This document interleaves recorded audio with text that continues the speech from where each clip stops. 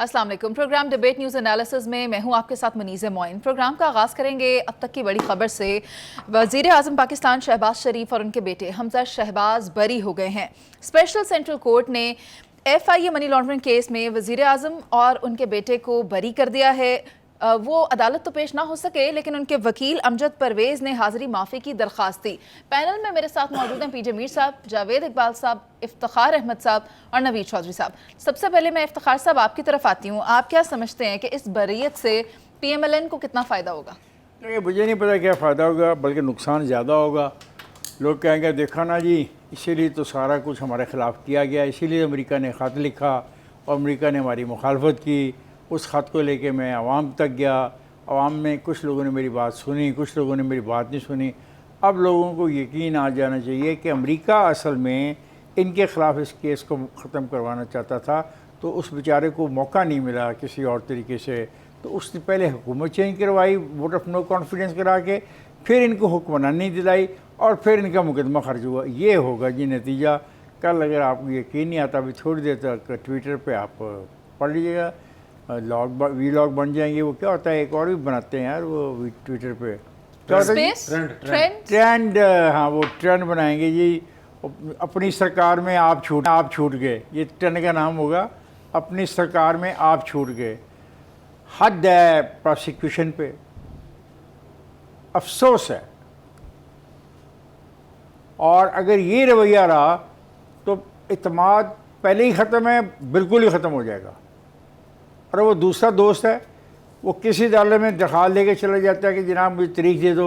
वो कोई उसको तारीख दे रहा है, उस अदालत से अगली अदालत में तारीख लेने चला जाएगा। ये क्या खेल हो रहा है, मेरी समझ से बाहर है। I don't know.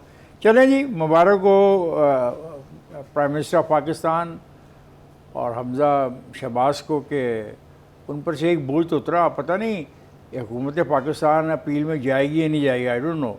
और मुझे ये भी नहीं पता, ये बताएगा जावेद और बताएंगे मेरे सीनियर जो हैं कि ये आखिरी है या इसकी अपील हो सकती है। हुकूमत पाकिस्तान इस फैसले के ख़िलाफ़ अपील में जा सकती है, ये नहीं जा सकती है। बहरहाल मुबारक हो जी आपको। PJ मीर साहब, आप क्या समझते हैं, सारे मुकदमात हुकूमत में होते हुए ही ख़त्म हो जाते हैं, खा वो कोई भी हो? देखें, ये तो ही है, इस पे लोग बात करेंगे हुकूमत में आए और ये इन्होंने अपने आप को एग्जॉनरेट कर दिया है। देखिए, मैं शहबाज के साथ आया था जब ये पहली दफ़ा वापस आए, तो दुबई में मैंने इनका इंटरव्यू किया और वहाँ इन्होंने बड़ा कैटेगोरिकली पर जहाज़ में भी कहा कि मैं पाकिस्तान क्यों जा रहा हूँ। मैं पाकिस्तान इसलिए जा रहा हूँ क्योंकि मेरे ऊपर कॉन्कॉप्टेड केसेस हैं। मेरे ऊपर एक केस अगर आप प्रूव कर दें, आप मुझे मार दें।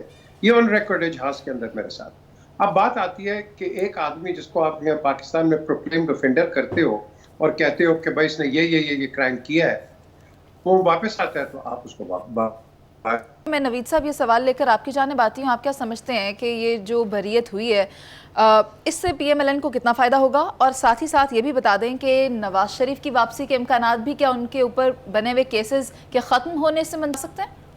जी, नवाज शरीफ साहब तो वाज़ेह तौर पर कह चुके हैं कि पहले मेरे साथ जो ज़्यादती हुई है उसका अज़ाला किया जाए, उसके बाद मैं आऊँगा। तो उनका मौक़िफ़ तो बिल्कुल वाज़ेह है। जहाँ तक ये शहबाज साहब के केस का ताल्लुक है और हमजा वाले केस का ताल्लुक है, इसमें हमें बुनियादी फैक्ट्स देखने होंगे। होता यूँ है कि जब एक क्राइम कमिट होता है तो उसकी संगीनी देखी जाती है। वाइट कॉलर क्राइम को पकड़ने के लिए और फिर उसकी प्रोसिक्यूशन के लिए बहुत ज़्यादा महारत चाहिए होती है। हमारे यहाँ अलमिया ये रहा है, ये इस दौर का नहीं है, पिछले कई अदवार का। हमारे यहाँ ये करते हैं काम कि हम लोग जब हुकूमत में आ जाते हैं तो अपने सियासी मुखालफिन के का घिराव करने का सोचते हैं, फिर तरीका ढूंढते हैं क्या करना है। कुछ नहीं मिलता तो कहते हैं ये करता क्या है। मैं आपको एक छोटी सी मिसाल देके फिर आगे चलूँगा। जैसे जनरल मुशर्रफ ने कहा कि आज 12 अक्टूबर है, तो आते सारे उन्होंने कहा कि भाई मैं अब कुछ चीज़ तो है नहीं मेरे पास, कोई नारा लगाऊँ मैं इनकलाबी। तो मसीहा बन के उभरे और उन्होंने कहा कि सबका एहतसाब होगा। नतीजा क्या हुआ कि पाकिस्तान के तमाम बड़े जो टाइकून्स थे वो उठा लिए गए और जो लाहौर में मौजूद थे थाना सरवर रोड पर फर्श पर बिठा दिए गए। अब उठा तो लिया क्योंकि उनके मतलब इतलात थी कि ये कर रहे हैं वो कर रहे हैं, बाद में पता चला कुछ भी नहीं कर रहे। आखिर उनकी मिन्नतें करके उनको छोड़ना पड़ा, सारा कारोबार का सिस्टम बैठ गया। अब होता यूँ है, इस केस के फैक्ट्स मुझे मेरे इल्म में है, लेकिन ज़ाहिर है बात लंबी होती जाएगी। होता यूँ है कि जो कारोबारी मामलात होते हैं उसके कई पहलू होते हैं। जब आप मुकदमात बनाना शुरू करते हैं तो ये नहीं देखते कि इस पहलू को आप साबित कैसे करेंगे। मिसाल के तौर पर ट्रांजैक्शन मुलाजमीन के अकाउंट में होती है और इस वक्त भी हो रही है। जो बड़े कारोबारी लोग हैं, जो सेठ हैं, उनके मुलाजमीन के अकाउंट्स खुले होते हैं, वहाँ ट्रांजैक्शन होती है। ये कारोबार के तरीके होते हैं, मुख्तलिफ अकाउंट्स खुलाए होते हैं। आप कहते हैं जी फ़लाँ आदमी बहुत बड़ा सियासतदान है, वो टैक्स बड़ा कम देता है। उसकी रीज़न ये होती है कि उसके अपने नाम पर प्रॉपर्टी बड़ी महदूद होती है, ये बिज़नेस। फिर वो बैलेंस शीट में से कुछ चीज़ें निकालते हैं, कहते हैं जी ये हो गया, वो हो गया, फ़लाँ हो गया। बाद में जाके पता लगता है कि वो जो चार्टर्ड अकाउंटेंट कंपनी है उसने सारा क्लियर कर दिया है। होता यूँ है कि जो केस आप बना रहे हैं, आपने साबित ये करना होता है कि इसमें जो पैसा इस्तेमाल हुआ है मुख्तलिफ अकाउंट्स में गया है, उस वक़्त कानून क्या था। जैसे हमने मुनस अली साहब के केस में देखा, फादल जज ने कहा कि वो कानून तो बाद में बना है। इस केस में क्या है, इसमें भी हमने देखना है। इसमें साबित ये करना था कि जो ट्रांजैक्शंस हुई हैं वो पैसा जो है वो इलीगल है, रकम गैर कानूनी ज़राए से कमाई गई है। ये केस उन्होंने बनाना था और उसको लेके चलना था। ज़ाहिर है वो साबित नहीं हुआ। और ये बात बिल्कुल दुरुस्त है कि जब अपनी ही हुकूमत के दौर के अंदर इस तरह के फैसले आएँ तो सवाल उठता है, लेकिन सवाल तो फिर अदालतों पर भी उठता है। ये नवाज शरीफ साहब की अपनी ही हुकूमत थी जब उनके खिलाफ ना सिर्फ केसेस बने बल्कि GIT बन गई, और वो दुनिया में अपनी नौयत की वाहिद मिसाल है। ठीक है, पीजे मीर साहब, आप क्या समझते हैं शहजाद अकबर साहब कहाँ हैं जो केसेस पकड़ पकड़ कर लाते थे मनी लॉन्ड्रिंग के? देखिए, मनी लॉन्ड्रिंग, ये मैं आपको बताऊं कि ये 90 से पहले सारा पैसा जो था पाकिस्तान से बाहर, ये कैसे जाता था? हुंडी के थ्रू जाता था और it was a normal process. सब लेके गए। अगर कोई कहता है कि मैंने बाहर इस तरह पैसा नहीं भेजा, वो झूठ बोलता है। ये सब हुए। ये तो 9/11 के बाद आके आपको पूरे पाकिस्तान में क्या दुनिया को एक कॉशन मिला है कि भाई फाइनेंस टेरर ना हो और इस तरह की चीजें ना हो, और उसको मनी लॉन्ड्रिंग आपने शुरू कर दिया। ये तो बड़ा पुराना चल रहा है। बट द क्वेश्चन है इन पर्टिकुलर, जब हम पाकिस्तान की बात करते हैं, हमारा सिस्टम ही इतना ड्रैकोनियन था कि आपका स्टेट बैंक तो अलाउ नहीं करता था 100 पाउंड या 200 पाउंड से ज्यादा बाहर ले जाने के लिए। तो आपका क्या ख्याल है, जो भी सिटीजन हो या आपका कोई ऑफिशियल हो या कोई हो, वो क्या 300-400 पाउंड के अंदर जाके बाहर रह सकता है? बिल्कुल नहीं रह सकता। तो फिर क्या होता, आप एक अल्टरनेटिव एक अरेंजमेंट लेते हैं और जो कि फिर आप अपने पैसे, अपने फंड्स खुद लेके जाते हैं। तो ये सारा सिलसिला आपके पूरे सिस्टम को, फाइनेंशियल सिस्टम को उसने डिरेल किया, उसने कोरोगेट किया और खराब किया। और इवेंचुअली 9/11 के बाद आप एक कड़ी नजर के अंदर आ गए, पर्टिकुलरली ऑन टेरर। सो अब जो बात आती है, शहबाज के ऊपर केसेस कितने बनाए? मैं तो उनके साथ जब वापस आया हूं तो उन्होंने तो क्लियरली कहा था कि भाई तुम मुझे जो मर्जी ट्राई कर दो, मुझे सुनो तो सही तुम। तो आपने सुना नहीं, आपने उनको डिपोर्ट कर दिया। अब द क्वेश्चन इज, आज जब हम बात करते हैं कि भाई वो हमजा भी फ्री हो गया, ये शहबाज भी फ्री हो गया, तो अगर जस्टिस मिली है तो जिस तरह पहले इफ्तिखार ने कहा है, तो फिर वो यही बात करेंगे, हाँ जी देखो हुकूमत थी और हुकूमत के अंदर उन्होंने आके ये किया। मेरिट पे, या तो आपका जुडिशियल सिस्टम इतना खराब है कि what suits you and what guides you is good and what doesn't suit you, तो फिर आप उसको नीचे लेके चले जाओ। ये हमने देखा है। और इसके अंदर पॉलिटिकल विक्टिमाइजेशन भी आई है, इसके अंदर वेंडेटास भी आए हैं, इसके अंदर ऐसी चीजें आई हैं जो कि मैं समझता हूं नहीं होनी चाहिए। अगर ये जजमेंट सही है तो then we have to take it in the letter and spirit. अब ये नहीं है कि भाई शहबाज के फेवर में आ गई या उसके बेटे के, तो नहीं जी कोर्ट्स तो देखो, कोर्ट्स तो बायस थे, कोर्ट्स ने ये कर दिया। ये ना करो। आपने बड़ा ईमानदारी से इसको गेज कर रहे हैं और अपने कोर्ट्स को रिस्पेक्ट देनी है। लेकिन मुनीसा, एक चीज मैं आपको जरूर कहूंगा कि आपने कोर्ट्स को भी रिव्यू करना है कि एक जमाने में तो आपने इस आदमी को बाहर फेंक दिया था। ठीक है पीजे मीर साहब, आपका पॉइंट आ गया। इस पर हम वैसे भी बात कर चुके हैं कि जो फैसले अदलिया की जानिब से दिए जा रहे हैं उन पर भी बाज़-औक़ात नज़रसानी करने की ज़रूरत पेश आ जाती है। लेकिन मैं जावेद साहब आपकी तरफ आती हूँ, आप क्या समझते हैं कि ये जो फैसला आया है, उनकी अपनी ही हुकूमत में आया है, PMLN को इससे कितना फ़ायदा हो सकता है सियासी मैदान में? सियासी मैदान में तो फ़ायदा पता नहीं होना है या नहीं होना, लेकिन अमली तौर पे जिस मकसद के लिए हुकूमत में आए थे वो फ़ायदा ज़रूर हो गया। ये वही फ़ायदा है जिसके लिए इन्होंने अपने भाई से रिक्वेस्ट की थी कि भाईजान, भैया, अगर हम हुकूमत में ना आए, हमने डील ना की, तो इमरान खान हमें नहीं छोड़ेगा, मुझे और मेरे बेटे को जेल में डाल देगा। FIA, ये वही FIA है जिसने ओपन एंड शट केस बनाया हुआ था। प्राइम मिनिस्टर के ओथ से पहले जनाब मियां शहबाज शरीफ और हमज़ा शहबाज पे उस वक़्त तकरीबन लास्ट या सेकंड लास्ट हेयरिंग थी, उसके बाद इन्होंने अरेस्ट होना था, फर्द जुर्म आयद होने लगा था जब ये सारा चेंज हुआ। इसलिए ये बताने की इसलिए भी ज़रूरत नहीं है कि पूरी कौम को इस चीज़ का पता है। इफ्तिखार साहब ने बिल्कुल ठीक कहा है कि पूरी कौम को पता है कि जब हुकूमतों में आते हैं तो क्यों आते हैं हम, वरना जिन हालात में PTI की हुकूमत थी, किसी को हुकूमत में आने की रीजन नहीं थी। That was one of the biggest reason. क्यों आते हैं हुकूमतों में? इसी काम के लिए ना, अपने अच्छा। केसेस से जान छुड़ाने के लिए। तो एक लाइन है ना, एक लाइन है। अब क्वेश्चन आ जाता है कि पाकिस्तान के निज़ाम पे ये वही FIA है, हुकूमत से पहले कुछ और है, हुकूमत में आने के दूसरे की हुकूमत में कुछ और है।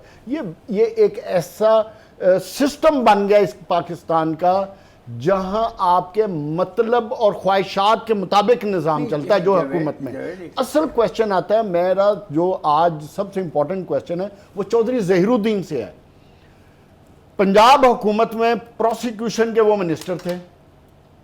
मेरा उनसे क्वेश्चन है, अगर शहबाज शरीफ ने 13 साल चीफ मिनिस्टर रहा है पंजाब का, तो आपको सिर्फ यही केस मिला है? उसने कुछ 2600 अरब की डेवलपमेंट कराई होगी, ओवर 2500 अरब की 13 साल में। उन 13 साल में आप कोई एविडेंस नहीं तलाश कर सके?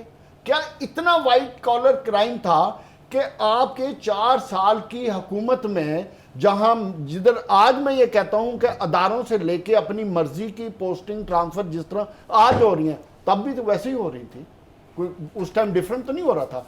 आप क्यों नहीं एविडेंस कलेक्ट कर सके? सिर्फ एक ही केस पे क्यों रिलाय किया? वरना मुझे तो आज ये लगता है कि शहबाज शरीफ से ज्यादा ईमानदार, ऑनेस्ट, पाकबाज सियासतदान ही पाकिस्तान में नहीं है। अच्छा, ये तो इल्जाम तराशी है सारी। आज के बाद मैं ये समझता हूं पाकिस्तान की सियासत में मियां शहबाज शरीफ को आपको गोल्ड मेडल देना चाहिए ऑनेस्टी का। ठीक है सर, अगर पॉलिटिकल हिस्ट्री की भी बात करें तो आसिफ अली जरदारी पर भी बहुत से केसेस, लेकिन खैर अभी ब्रेक का वक्त हुआ जा रहा है। ब्रेक के बाद वापस आएंगे और बात करेंगे इमरान खान ममनुआ फंडिंग केस में आज अदालत में पेश हुए हैं। आप साथ रहिए।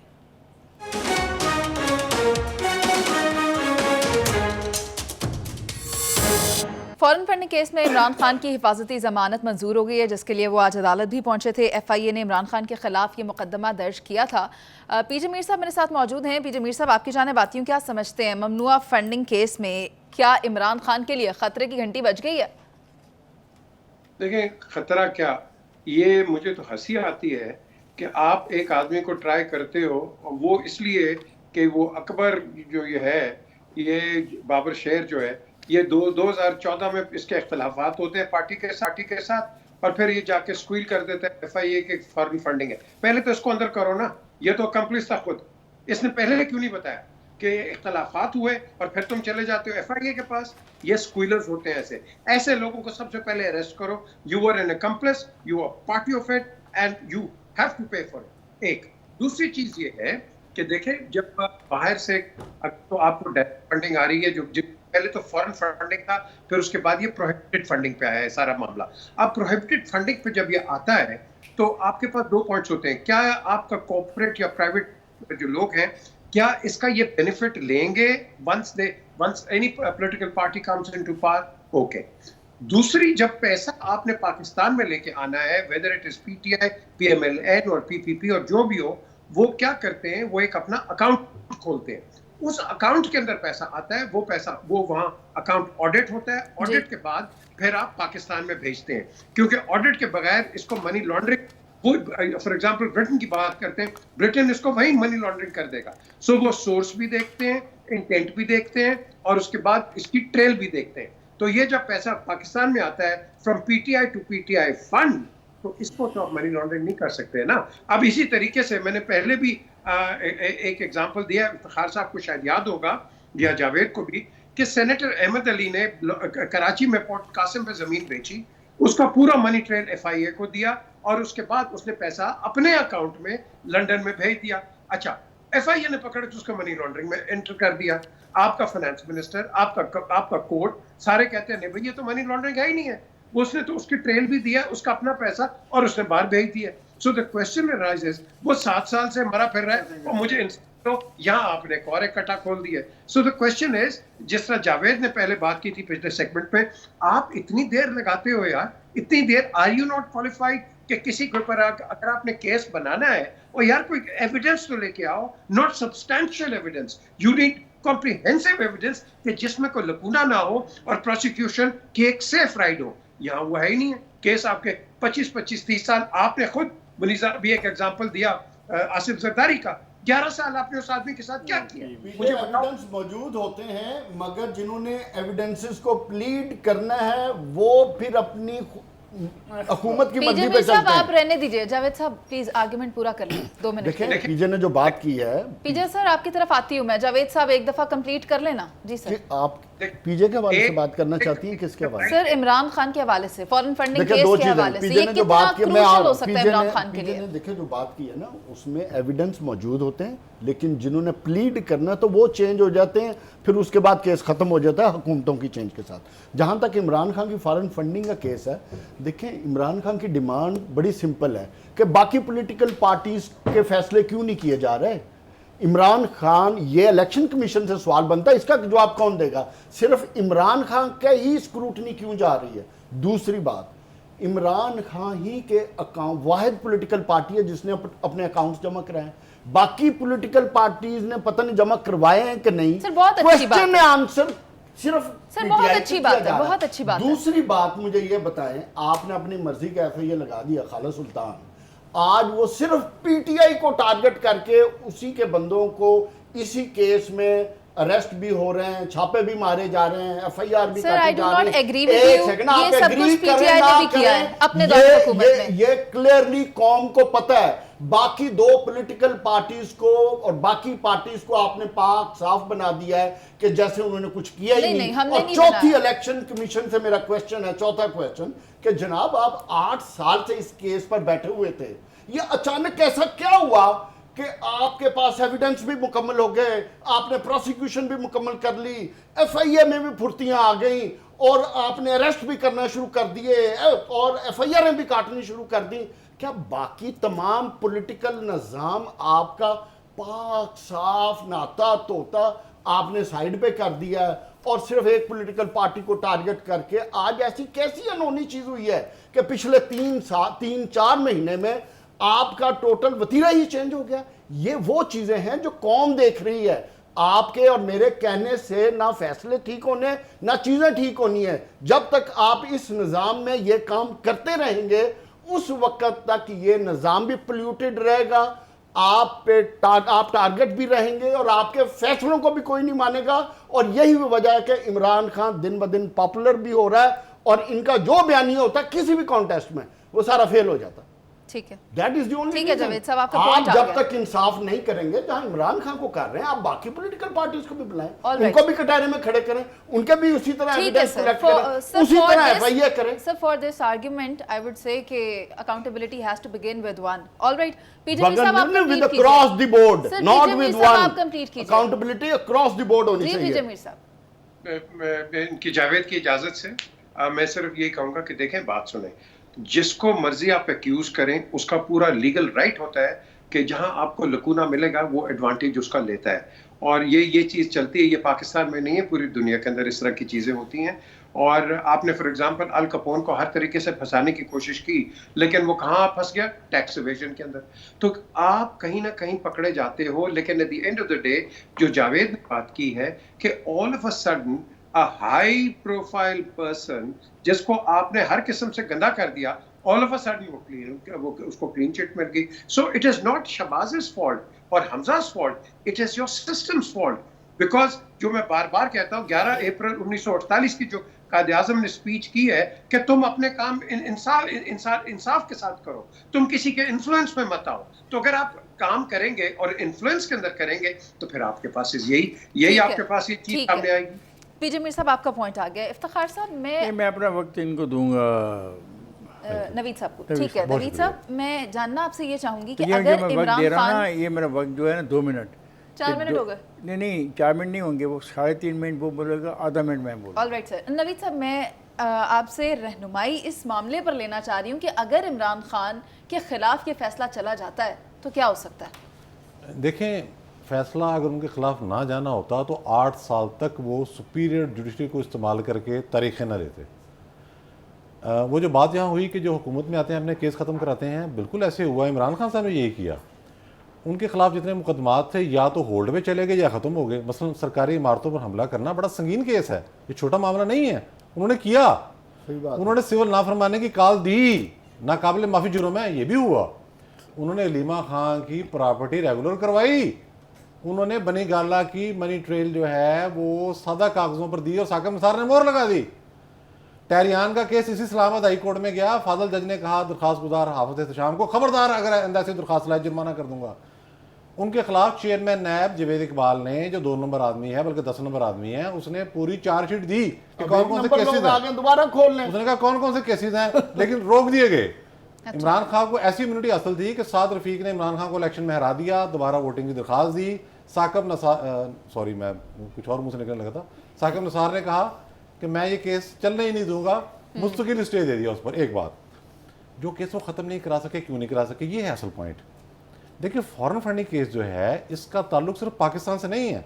इस FIR को देख लें आप, जी। इसमें वो कहते हैं कि जो बयान हल्फी दिया गया आरफ नकवी साहब की तरफ से वो जाली है जी। अच्छा, ये पाकिस्तान में तो ये रिवाज है ना, 50 साल 60 साल पुराना बयान हल्फी बन गया, लोगों ने स्टाम्प पेपर घरों में रखे हुए हैं, सर वो कहते मोहरें भी हैं रखी हुई हैं। फॉरेन एक्सचेंज एक्ट की खिलाफ वर्जी है। जी मैं अर्ज करता हूँ आपको। अब वो बयान हल्फी जो है वो जो दिया गया वो जाली है। उन्होंने ये कहा, ज़ाहिर है इसकी बरतानिया से भी तफ्तीश हुई है। बरतानिया के अंदर जो इस वक्त मामला चल रहे हैं, वहाँ चैरिटी कमीशन और नेशनल क्राइम एजेंसी दोनों इन मामला को देख रहे हैं। इमरान खान के लिए फिक्र की बात इसमें यह है कि आरफ नकवी इस वक्त भी कस्टडी में है, अमेरिका को मतलूब है, बरतानिया के अंदर वो इस वक्त जेर हिरासत हैं। उन मानों में नहीं कि लाकब में हैं, लेकिन ज़ाहिर है उनको रिड्यूस कर दिया गया कि एरिया के अंदर बहुत बड़े फ्रॉड में मतलूब हैं।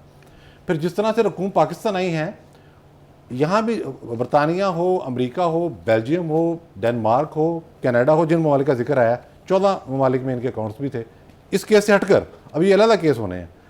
जब आप रकम पाकिस्तान भेज रहे हैं तो आपने वहाँ भी ये साबित करना है कि किस तरीके के साथ आपने इस मुल्क में जो रकम इस्तेमाल की जानी थी वो दूसरी जगह पे दी और चली गई। आया आपने यहाँ टैक्स पे किया था, ये क्लियर थी कि नहीं क्लियर थी? एक। दूसरा ये है कि वहाँ बड़ा संगीन जुर्म समझा जाता है कि आप चैरिटी के पर्पज़ के लिए कोई रकम भिजवाएँ, किन ज़राए से आपने भिजवाई, एक दूसरा तीसरा पहलू, और उसके बाद यह उसका इस्तेमाल क्या हुआ, वो आई PTI के अकाउंट में। यहाँ और तो और खुद आरफ अलवी मान चुके हैं कि हमारा तो कसूर सिर्फ इतना है कि हमने हिसाब किताब रखा इसलिए मारे गए, यानी कि मामले की संगीनी का उनको भी एहसास है। तो इस सारे मामले में फिक्र करने की बात यह है कि ये केस पाकिस्तान तक महदूद नहीं है। इस केस के जो ऑफ शूट्स हैं, जो जड़ें हैं, बाकी मामला हैं, वो आगे दूसरे मुल्कों तक जा रहे हैं, जिसमें बरतानिया भी इन्वॉल्व है। और मैं आपको जिम्मेदारी से बता रहा हूँ कि चैरिटी कमीशन तहकीकात कर रहा है इस हवाले से, नेशनल क्राइम एजेंसी भी कर रही है। आरफ नकवी की एक्स्ट्राडिशन होनी ही होनी है, देर से हो सकती है, लेकिन उसने अमेरिका जाना ही जाना है, उसके बाद वहाँ जाके भी उसने बयान देना है। तो इसलिए ये मामला काफ़ी ज़्यादा गंभीर है। ठीक है इफ्तिखार साहब। मेरे पास आधा मिनट है और मैं इत्तेफाक करता हूँ, इससे भी इत्तेफाक करता हूँ जो अपनी मनमानी की बातें करता है, अपने PJ से भी इत्तेफाक करता हूँ जो क्लैरिटी नहीं है कि पैसा पाकिस्तान से बाहर जाना और पाकिस्तान के अंदर आने के कवानीन क्या हैं। जो पाकिस्तान के अंदर आने के कवानीन हैं वो कुछ और हैं, पाकिस्तान से बाहर भेजने के कवानीन कुछ और हैं। तो हम सब अपनी अपनी मर्ज़ी की स्टेटमेंट जारी करके फारिग हो रहे हैं। अगर ये कुछ भी नहीं है, और वो मेरे दोस्त ने कहा कि वो 7 साल से उसको अंदर होना चाहिए जो ये कोशिश कर रहा है, तो अगर ये कुछ भी नहीं है तो हिफाजती ज़मानत की भी फिर क्या जरूरत है, ख़त्म करें। सर वो खान साहब कह रहे थे अगर नहीं मंजूर करते तो फिर मैं जेल चला जाऊंगा। ये उनको कौन जेल भेज सकता है? मैंने तो इस प्रोग्राम में बहुत दफ़ा आपको इस प्रोग्राम में कहा है, फिर आइन और कानून की बालादस्ती हो जाएगी। मैं बहुत दफ़ा इस प्रोग्राम में कह चुका हूँ, इमरान खान जेल अभी नहीं जाएंगे, अभी नहीं जेल जाएंगे, अभी अदालतों में ज़मानतों की दरख्वास्तें लेके जाया करेंगे, उनको तारीखें मिलेंगी, फिर वो अगली तारीख पे जाएंगे। लेकिन जो गुफ्तगू यहाँ हुई, मैं हैरान रह गया। पाकिस्तान से पैसे बाहर भेजना और चीज़ है, पाकिस्तान के अंदर पैसे आना और चीज़ है। दोनों पर 2 डिफरेंट कवानीन का इतलाक़ होता है। और ये बात जो मेरे मुअज़्ज़ज़ आदमी ने मेरे 2 मिनट लेके इस्तेमाल की कि देखना है कि मकसद क्या है जो पाकिस्तान में पैसे आ रहे हैं, ये इम्पोर्टेंट चीज़ है। ठीक। और 7 साल इसलिए ज़ाया हुए, ये बहुत संगीन केस है। इसका पैसा चेक करना था, और किसने करना था? जी। State Bank of Pakistan. ठीक। अब मुझे एक कोई कहानी यहाँ पे ना सुनानी और शुरू कर बाकी दे। तो political मुझे- parties का मुझे- क्या जावेद साहब, प्लीज please यार, don't interrupt. प्लीज। बाकियों का भी बता देना। प्लीज यार, जी ये अब मुझे कहानी यहाँ पे कोई ना सुना दे कि स्टेट बैंक ऑफ पाकिस्तान 7 साल से नवाज शरीफ के पास था जी। और उनके कंट्रोल में था। ये कहानी ना मुझे सुना ठीक है इफ्तिखार साहब, आपके कहने का मतलब है कि पैसे आ कहाँ से रहे हैं, उसके एजेंडे को वजह होना चाहिए। यस, दिस ठीक इज है। व्हाट जो कानून जी। कहता है। 18 तारीख है, 18 अक्टूबर तक इमरान खान की जमानत मंजूर हो गई है। इसके अलावा अभी ब्रेक का वक्त हो गया, ब्रेक के बाद फांसी जमानत है। अब बड़े मजे की बात है, मेरे तीनों दोस्तों में से कोई बताए फांसी जमानत क्या होती है? जी जैसा खुद हिफाजत करेंगे। ठीक है, अभी एक ब्रेक पर चलते हैं, जिसके बाद वापस आएंगे और बात करेंगे अमरीकी महकमा खारजा की जानिब से जो बयानात आए हैं उस पर। आप साथ रहिए।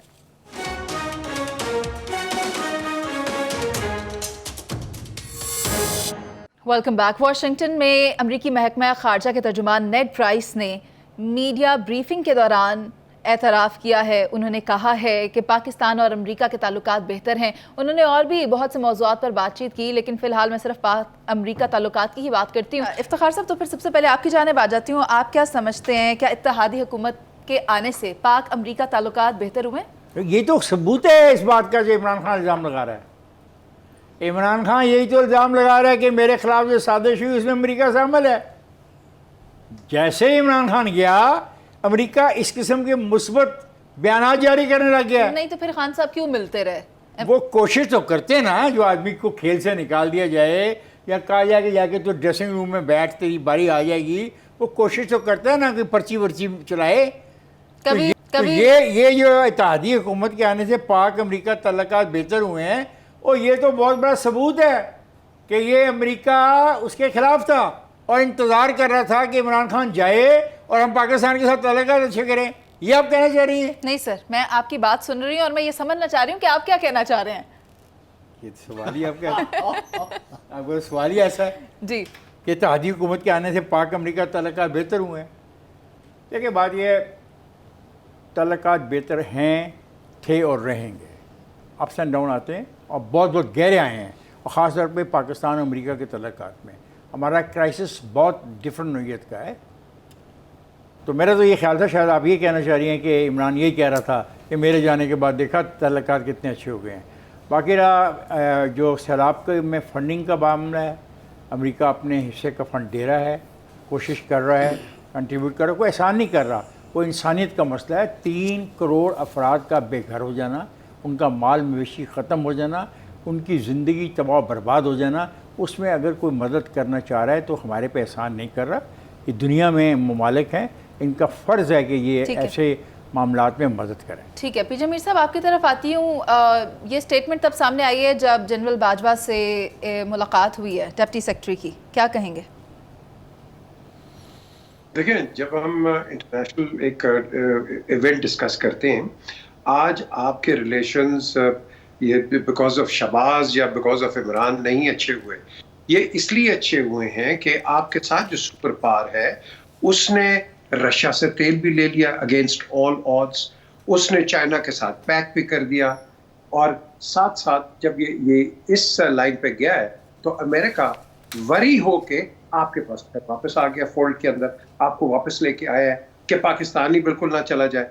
सो बेसिकली देखें, ये गेम्स होती हैं और ये पावर स्ट्रक्चर्स होते हैं। पावर स्ट्रक्चर्स के अंदर आपने एक चीज को गेज करना है कि अमेरिका आपका दोस्त नहीं है, वो आपको इस्तेमाल करेगा। हम ये तो हमारी खुशकिस्मती कि हमारे पास ये जो जियो स्ट्रेटेजिक जो सिचुएशन है, जो एरिया हमारे पास है, ये बहुत क्रूशल एरिया है जी। ये बहुत क्रूशल एरिया है। आपके पास गवादर है, आपके पास ये रूट आगे जा रहा है into the central Asian Republic. Sir, कता कलामी की और बड़े माजरत, वक्त कम है, आपका पॉइंट आ गया है कि स्ट्रेटेजिक इंपॉर्टेंस है पाकिस्तान की, इस वजह से ये मामलात बेहतर हो रहे हैं। नबी चौधरी साहब, आपका इनपुट लेना चाहूँगी। उन्होंने कहा कि सिविलियन हुकूमत को ही मरकज़ी हैसियत हासिल है। जी, ये एक रवायती बयान है, लेकिन इम्पोर्टेंट इस हवाले से है कि जनरल कमरजेद बाजवा अमेरिका गए थे और उसके बाद ये बयान जारी हुआ, और उसमें ये उन्होंने बताया कि चूँकि कॉन्स्टिट्यूशनल तरीके से तब्दीली आई है और हम इसके साथ हैं। बात सिर्फ इतनी है कि एक तो ताल्लुकात अमेरिका के साथ हमारे बाहमी होते हैं, ये तो इसमें तो कोई शक नहीं ना, हमारी खारजा पॉलिसी का हिस्सा है। फिर 3 चीज़ें जो हैं वो साथ साथ वेरी करती हैं।